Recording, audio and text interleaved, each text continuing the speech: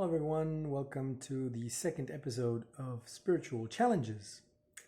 And in the second episode, I will discuss the difficult challenge of choice. So, there's really a lot to say about choice. So, once you get into spirituality, you kind of understand that there is no fundamental truth, but that there is a kind of shifting experience as humanity evolves, where we collectively co-create an outer experience, which is kind of an aggregate of all of the different belief systems in place. So again, going back to this idea of a baby forming in its mother's womb, obviously, subjectively speaking, from the perspective of a 3 weeks old fetus, its experience of inner reality and outer reality is completely different. Like, its sensory organs are not formed yet. There's just very little to go on to.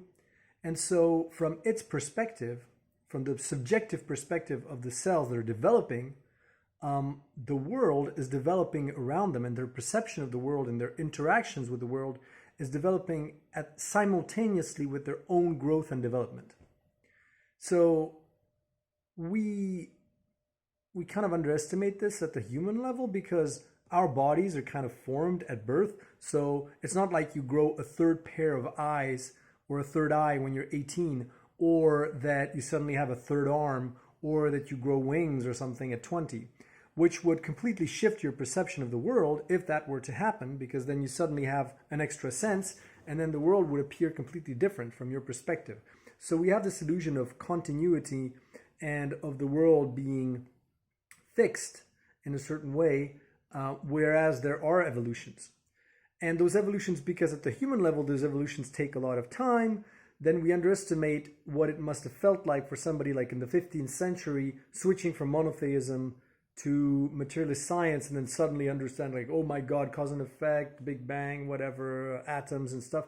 I mean, it's a radical shift from looking at reality and looking at animals and thinking God created you, God created you, God created you, and everything is God's will, to, oh my God, like this is millions and millions of years and unearthing, dinosaurs and stuff. It's as if you've left a reality and entered into a completely new one that is nothing like the old one. And again, that's like, imagine like a baby goes from 5 months to 6 months, and then suddenly his ears start to function. And then suddenly, like, the world takes on a new dimension completely, like he's in a different reality. And what I mean by choice is that once all of those organs are in place and the baby's like kind of 9 months old, then it's almost as if it has a choice in navigating his outer reality, which manifests as different internal experiences, which are based on choice and not on a fixed, predetermined pattern or plan. So that what I mean by this is that every single evolution in our worldviews up to now have been almost as if they were planned at some level, just like the growth of a fetus. Like, we had to go through, the tribal superstitions, polytheism, monotheism, empirical science. It's almost like different organs in our brains, forming different, ways of mapping and how should I say, for humanity as a whole to be able to navigate through a 5-dimensional realm of abstract ideas, concepts, and thoughts that are outside of time and space. You need all of those programs in our minds in order to make sense of them, to give those ideas a form, and to have a way to decide whether it's a good idea to go in this direction or that direction. Just like for the human, like our individual cells tell us whether it's a good idea to jump off a cliff, or eat some poisonous mushrooms, or eat some good fruits. And we're equipped with everything internally. We're equipped with all the instruments to tell us, don't jump off a cliff, or you should eat that apple because it's going to be good. And by the same token, all of the different worldviews that we've had up to now, it's almost like different predetermined developmental stages of the human collective kind of consciousness, um, and the programs that are necessary to navigate through and give a form to abstract ideas and thoughts of a fifth dimensional nature, and understand, whether it's a good idea or not to go in that direction or that direction, to orient ourselves. But so now comes the difficult time of choice. And when you understand that you now have a choice as to the worldview, there are so many challenges associated to that. First of all, when you have a choice, so far, every single paradigm that we've been through, every single worldview, like whether it's monotheism or empirical science, it's always based on the fact that there's an external reality that is objective, that imposes itself on you. You don't have a choice in the matter. That is, God created the earth 5,000 years ago. That's it, full stop. It's not like you can choose, like, oh, I actually want to choose the story that God created the earth 7,000 years ago, or I'm going to want to choose this. No, it's always about, there's an absolute truth, that is the ultimate truth, that is the only truth, and all the other worldviews are crap and are false and are not correct. And the same for empirical science. It's the same logic. It's like, no, there's the Big Bang, there's cause and effect, linear time, blah, blah, blah, blah, blah. Laws of physics cannot be broken, laws of nature, that are imposing themselves on us. And in some ways, it's much easier to fit into, or to live in a reality where you as a human have no responsibility as to your external experience, and there's something out there that determines what your experience is. Like, you have this in some ways it's living like a bit like children, like children are like, oh well, if my parents decide everything, if I get to eat, I get to eat. If I don't get to eat, well, that's their call. I can't do nothing. And it's the same for humanity transitioning from one worldview to the other. It's really like, well, I can't do anything. If God decided to curse me, then I'm cursed. Or empirical science, it's more like something like, well, we cannot, solve climate change in any other way than doing this, this, and that because of the laws of physics. Because there's no other way to get energy. There's no other way to do this because a bunch of formulas told us that it's impossible. Because entropy, because thermodynamics, because X and Y, Z. And it's a very convenient way to live in this reality, because you don't need to make any kind of effort in taking responsibility for your belief system, how you perceive reality, what you think about reality, because it doesn't make any difference. Because regardless of whether you believe in UFOs or God or whatever, there's an objective truth out there that imposes itself on you, and you have no power in determining the outside reality. Like, there is this set, and again, that is akin to a baby developing in the womb. It's not in control over the different developmental stages. And so, the cells are like, well, I'm not responsible for, now I'm working on building the stomach. So that's just the way it is. I don't have any responsibility with regards to what I'm supposed to do. And that's just the way it is. And that's exactly, with empirical science, like scientists would say, like, I'm now building this, nuclear power plant, or I'm now doing this or that. And I have no choice in the matter, because here are the bunch of formulas that are telling me that that's the only thing that I should be doing. And before it is, I'm building cathedrals, but that's the right thing to do because God wants me to do it. And once you jump into spirituality, now you suddenly realize that you have a choice. Just like a baby crawling, for the first time has a choice in going left or going right, or banging his head against, the wall or something, or trying to grab a toy, or munching on something that might be bad for his stomach. And you do plenty of mistakes, typically, like babies do plenty of mistakes, which translate into very negative experiences.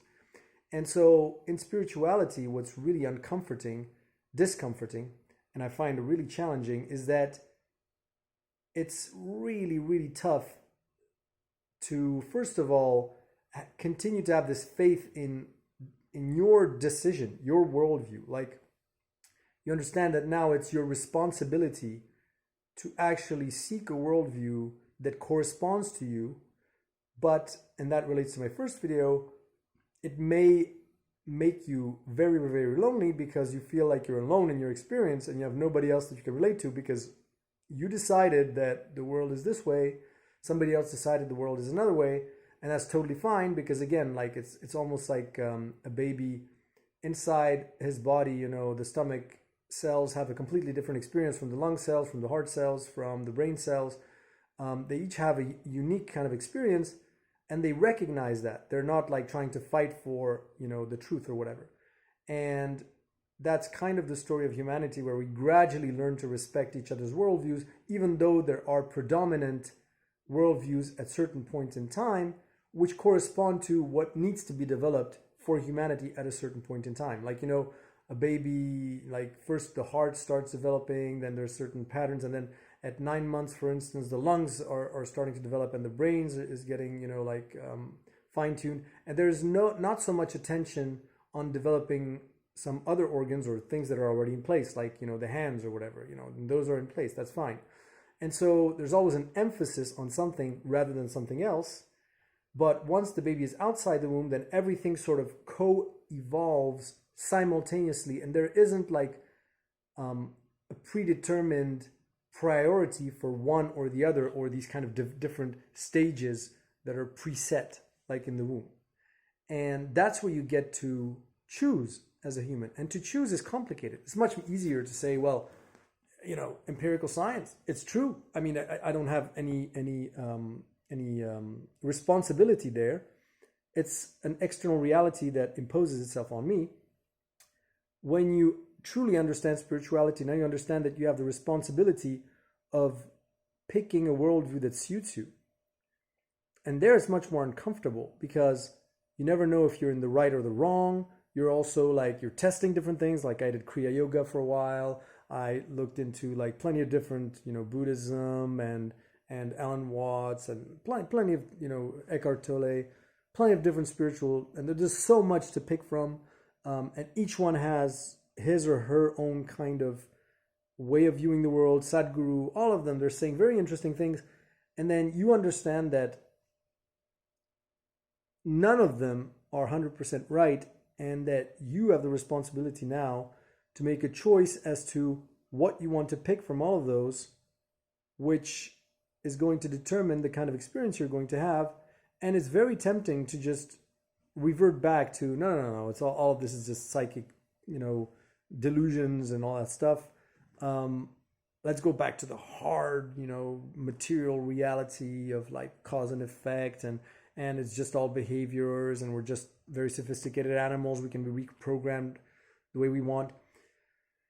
There is that temptation, first of all, because there's still a very powerful, you know, I mean, that worldview is very popular, and there are many people that support it, and you can feel as if you're surrounded by people that think like you, and that's very reassuring. There is this power, like collective kind of power, where you feel like you belong. I mean, people need to belong.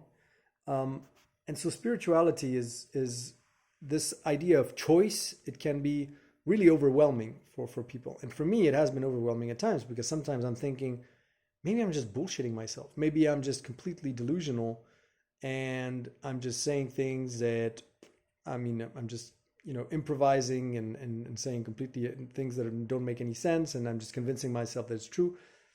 But then I sort of remember that, well, you know, I'm just sharing something that I truly believe in, and it only should be taken up by people if they resonate with that kind of worldview, because their experience will be tailored to the worldview they pick. And so it's only if it makes them feel good, or they have a positive experience based on, or they feel, you know, that internally it resonates with them, that they should adopt it. And it's just a completely different way of viewing reality, of yeah, of making decisions about what you should believe. Um, so it's very discomforting. Um, like, for instance, and this is very difficult, like to imagine a way that is non-empirical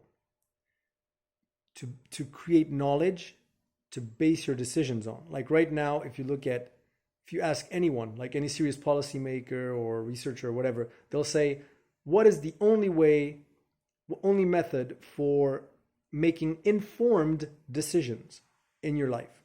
And they'll say empiricism, empirical science. That's the only way. That's the only way to get knowledge, because you devise a theory, you test it, you make sure that's replicable, all of those things. And policy making also, it has to all be based on facts and everything. Of course, let's not be hypocritical. Obviously, that's what is being said in publicly, but then in private, obviously, when policymakers make decisions or when humans make decisions, there's so many different factors at play, and rationality and facts and empiricism is only a marginal reason for making decisions. Like most people will make decisions based on party politics and negotiations and friendly relationships and personal interests, not based on cold facts and figures. We're not robots, even though science and empirical thinking might want us to believe that we are, where we are mostly irrational creatures, not rational creatures. We have emotions and plenty of different things, which we would like to shove under the carpet, but we can't. And this idea of choice is also very uncomfortable, because it's the moment you realize you just can't force someone to relate to you or your experience, or validate your experience. Like in empiricism, basically, there is an objective methodology for for finding out whether you are right and the other is wrong. Let's just make the experiment. See which one is more statistically significant, which one is replicable, and one of you is right and the other is wrong. And that's it. You just make the experience or do the math. But in spirituality, once you get deep into spirituality, you understand that the only one that can validate an experience is yourself, because you are at the same time the person that has a different kind of worldview, perspective on the world and whatever. And then you get to experience life through that prism. And then you are the only one that can validate whether it was a positive or a negative experience. And there's just nobody out there to help you, really no one. I mean, sometimes you can go to clairvoyants and people like that. But ultimately, this day and age is not about putting your power out there and delegating it to something else, just like science. Like in science, you delegate your power to people of like doctors and stuff like that, and medicine and allopathic medicine, which is a kind of a material warfare against your body to shift it and displace it in a different kind of physical state. But unfortunately, our power over reality is growing, and so if you have some shitty belief system or something, some kind of trauma or some kind of things that need to be healed, you're just gonna take the medicine, and then your body is just gonna go right to its initial state, and it's just not gonna work more and more. But it's really uncomfortable. It's uncomfortable because suddenly now you have much more responsibility. Whereas under monotheism, for instance, you give responsibility to the priest. You're like, okay, what should I do? How many times should I pray? What should I do? I've confessed. Okay, now I'm pure again, or whatever. Or to the doctor, you give power to the doctor. Okay, I have this problem with my body. I'm not responsible for anything. This is just an accident. Give me some pills to restore the chemical balance in one way or another. And some tips, on maybe some tips on lifestyle and stuff. But in many cases, like if you have cancer, you have this or that, people will just say, tough luck, it's just random and whatever. And now let's use chemistry and bombard your body to try to shift it to a different state. Now with the new belief system, this kind of spirituality that's coming here, it's more like it can be any of those, but it has to be a choice now.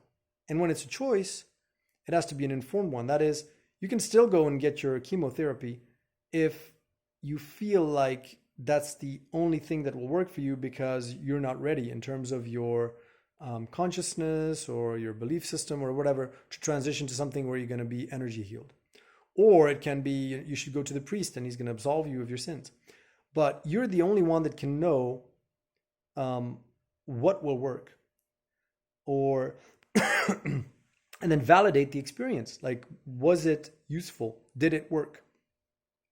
And knowing thyself, like, there's this saying of know thyself and you will know, the God or something, or the universe. And I totally subscribe to that, but it's so hard. It's really a challenge because it's just much easier when you're told what you are. You're just a sack of meat and bones and, cells and cause and effect. Or you are created by God, and therefore, there's these people that are priests that can do some magic guru, whatever. You go to confession, you pray this or that time, you recite this and that stuff, and then you're absolved of your sins, and you can go home. It's just so much more easier than having to take full responsibility for your experience, for your belief system, for viewing reality in one way or another, and also to pull, like, how should I say this? To hold on to a certain worldview, even though there are little signs that to tell you that you're on the right tracks. Like, it's really, really tiny, and that's kind of to be expected. Like, a baby about to be born doesn't have much to go on in terms of his degrees of freedom. And okay, I can maybe move an arm and a leg here in the womb, but and maybe I can open my eyes a tiny bit or whatever. But that's nothing compared to the degrees of freedom once the baby is born. And we've gone through this before. Every time there is a transitional period between one belief system and another, the first people that believed in empiricism, well, first of all, most of them were believing in, were true believers in God, like Descartes, Newton. All of them were, Isaac Newton, most of them were very deeply religious. And there was almost no outer manifestation of cause and effect and the whole, how reality looks like through that prism. And gradually, as more and more people shifted their belief system, then you have an outer manifestation of that belief system that inhabits them through creation of technology, machines and trains and planes and rockets and all that stuff. And gradually, it's much more easier to now believe in science and empiricism because you see the proofs of it everywhere. The proofs of it mostly are about, the technology, the goods and services, the production, the science and the experiments and all that stuff. Just as in the 12th or 13th century, it was much easier to be monotheist because there was just so many proofs out there of religion. There were cathedrals in every town, there was a church, and there were priests walking around with robes and wearing the books and talking about the Bible. So it's just that it's part of your reality. The more you believe it, the more you see it on the outside, and the more it's easier to adhere to what is already there, what is already manifest. Whereas believing in something that is still inside of you and not on the outside, and it takes time to materialize on the outside, it takes real faith and determination and pushing through and like not letting go, and eventually maybe you've deluded yourself, but this delusion is not about the fact that your beliefs are wrong. It is that you didn't manage to listen to your inner voice properly. That is, you were deluding yourself about knowing yourself, which is different than deluding yourself about your outside reality.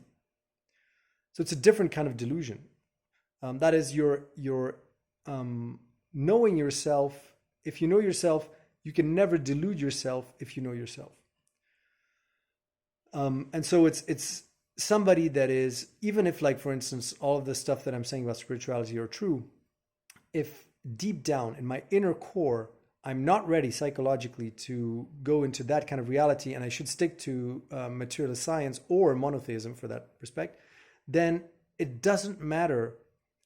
It's not the outer reality that is going to give you the answer, it's your inner experience of that reality. And so that's, again, it's very, very difficult, because now you're the one that's supposed to judge whether or validate the experience. And it's just so much responsibility to take. It's much easier to just say, well, there's this outer reality, and it's what it is, and I don't have a choice. I have to conform to it. Um, so yeah, choice, and we do so many things to try not to have a choice, to not give ourselves a choice. And yeah, it's also giving up on so many things. Like, for instance, you suddenly understand that you cannot tell to someone. There's no methodology for saying to someone, "Shut up, I'm true, I'm right, and what you're saying is wrong." There just isn't. The only thing you can say is, um, maybe, is, are you satisfied and do you feel good in living your life with the worldview that you have? Like, you can feel people that are in deeply materialist and empirical in their way of thinking and interacting with reality, and they're happy. They're living happy lives. They're totally, cool, with their experience and everything. And then there are other people that are materialists, and they're terrified. They're afraid of the end of the world, and they're depressed, and they're stressed, and and so it's not about who's right or wrong. It's about, do you feel good believing what you believe? It's like, imagine if you put your finger inside your stomach and your finger was starting to be digested. That's the kind of thing. Like, when it's a cell that is at the wrong place at the wrong time doing the wrong thing. And so it's not about being true or not. It's about shifting your belief system depending on how you feel, right? It's the same as plucking your eye. Your if you poke your eye with your finger, you're going to take your finger out of your eye, right? And so here it's like, really identifying whether a certain worldview gives you what it does to you, what your experience is on the outside. Yeah. So yeah, I'm just rambling here, so sorry. Maybe you can relate. Just tell me if you relate, if you think that this makes sense, or what's your experience here. Um, and yeah, talk to you in the next video. Bye, guys.